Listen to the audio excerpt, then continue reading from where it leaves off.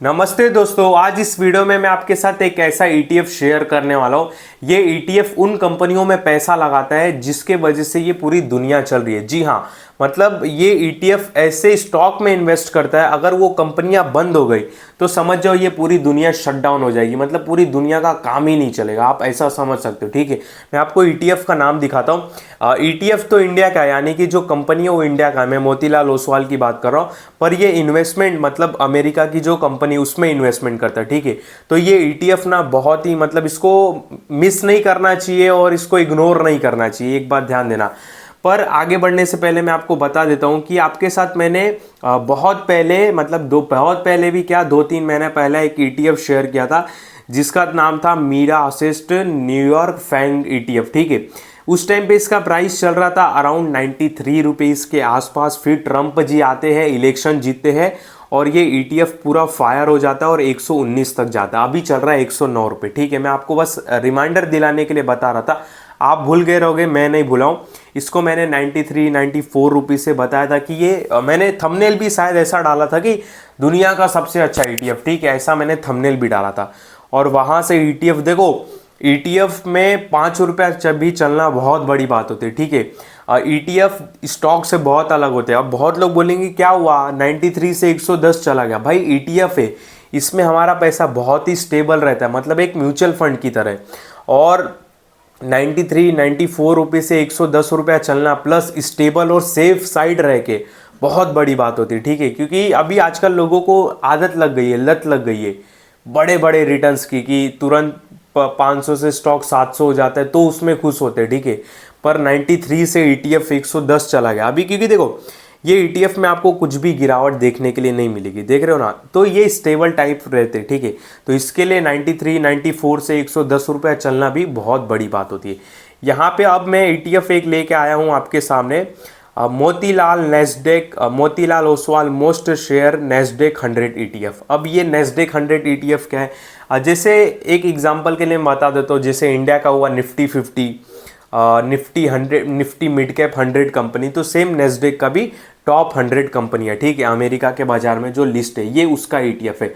अब देखो ये ETF का प्राइस कितना चल रहा है, 175 रुपये। अगर हम 175 रुपये इसमें इन्वेस्टमेंट करते तो समझ जाओ कि दुनिया की जो टॉप कंपनी उसमें हमारा पैसा लग रहा है। अब ये पैसा हमारा लग किस में रहा, अगर हम ये ETF लेते तो। ठीक है, कोई भी आपको बाय सेल का कॉल नहीं, केवल मैं एक समझाने के लिए बता रहा हूँ। ठीक है, याद रखना।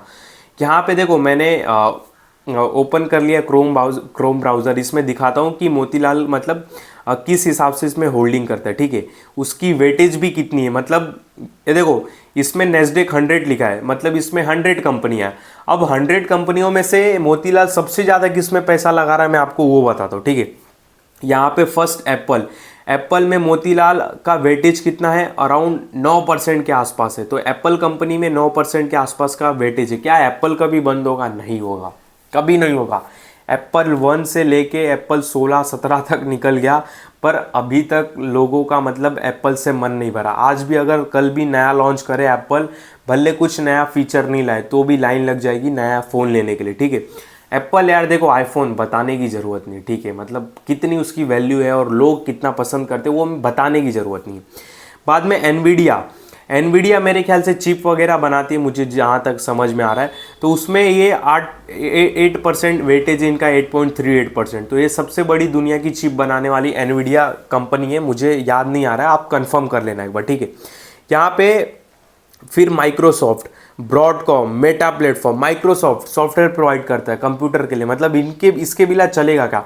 बीच में आपको पता है कुछ इशू हुआ था माइक्रोसॉफ्ट का, क्या बोलते सॉफ्टवेयर को लेके, तो बहुत सारी जो कंपनियां रहती है उनका क्या बोलते कि जो कंपनी रहता है वो बंद हो गया था, शट डाउन हो गया था, बहुत अफरा तफरी मच गया था।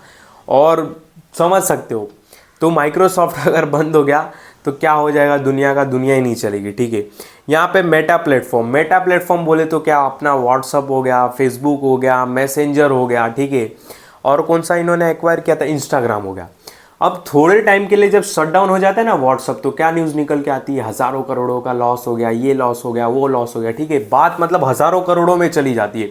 1 मिनट बंद हो जाएगा तो इतने करोड़ का लॉस हो जाएगा। तो सोच सकते हो कि मेटा प्लेटफॉर्म कभी बंद नहीं होएगा। और जो ये ETF है इन सारी कंपनियों में ही इन्वेस्टमेंट करता है। मेटा, आप व्हाट्सअप चलाते हो वही मेटा का ही है, ठीक है। फेसबुक चलाते हो मेटा का ही है, इंस्टा भी मेटा का ही है, और भी 3-4 उसके प्रोडक्ट है, आप जाके देख लो। अमेज़ॉन से आपने ऑर्डर करते हो, कभी ना कभी किए रहोगे, रोज करते हो, वीकली करते रहोगे, मतलब यूज़ करते ही रहोगे। अमेज़ॉन पे है उनका, तो ये सारी कंपनियां कभी बंद नहीं होने वाली।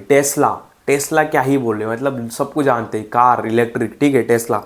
अल्फ़ाबेट बोले तो क्या, गूगल कभी बंद होगा? नहीं होगा। गूगल का कोई टक्कर वाला निकला? नहीं निकला। गूगल अगर भाई शट डाउन हो जाएगा ना 1 मिनट के लिए, पूरी त्राहिमाम मच जाएगा, ठीक है। त्राहिमाम मतलब इस पे सबके वेबसाइट चल रहे हैं, तो आप समझ सकते हो।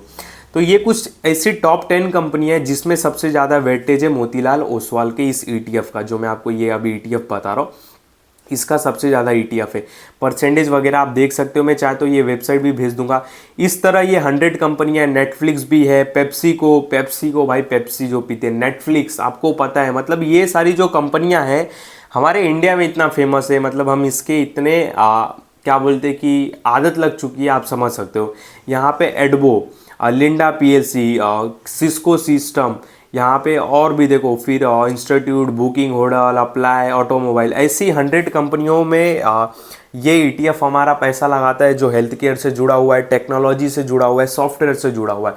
और ये जो 100 टॉप कंपनी है, मतलब मैं टॉप 10 भी पकड़ूँ, बाकी का छोड़ दो, बाकी में तो इसका वेटेज कम है, ठीक है। अगर मैं टॉप 10, चलो टॉप 20 कंपनियां भी पकड़ूँ, तो टॉप 20 ऐसी कंपनियां जो अपने में मार्केट है। नेटफ्लिक्स हुआ, गूगल हुआ, अपने में एक लीडर है, ठीक है, उनका कोई लीडर नहीं है, मतलब उनके ऊपर कोई है नहीं। बाद में मेटा हुआ, ना इंस्टाग्राम का कोई टक्कर, ना फेसबुक का कोई टक्कर, ना व्हाट्सअप का कोई टक्कर, ठीक है। मतलब डेली व्हाट्सअप लोग डेली क्या भाई, हर आधे घंटे में करते ओपन। तो देखो, इनका कोई बिजनेस बहुत डीप बताने की ज़रूरत नहीं कि बिजनेस मॉडल क्या है, ठीक है। आप खुद एक इमेजिन कर सकते हो, सोच सकते हो कि जो ये ETF जिस कंपनियों में पैसा लगा रहा है उसकी वैल्यू क्या है दुनिया में। आप खुद न्यूज़ सुनते रहोगे कि ये 5 मिनट के लिए बंद हो गया, इतने करोड़ का लॉस हो गया। तो ये सारी कंपनियां कभी डूबने वाली नहीं है। अगर ये डूब गया तो पूरा शट डाउन हो जाएगा दुनिया, काम चलना ही बंद हो जाएगा, ठीक है। लोगों का आजकल ऑनलाइन सारे काम हो चुके हैं, वेबसाइट बोलो, नंबर बोलो, व्हाट्सअप बोलो, ये वेबसाइट बोलो, ठीक है, समझ रहे हो ना। तो ये ETF आपके साथ शेयर करना था।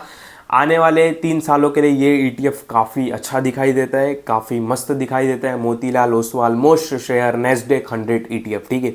इसको ज़रूर अपने फोकस में रखो, वॉच लिस्ट में रखो।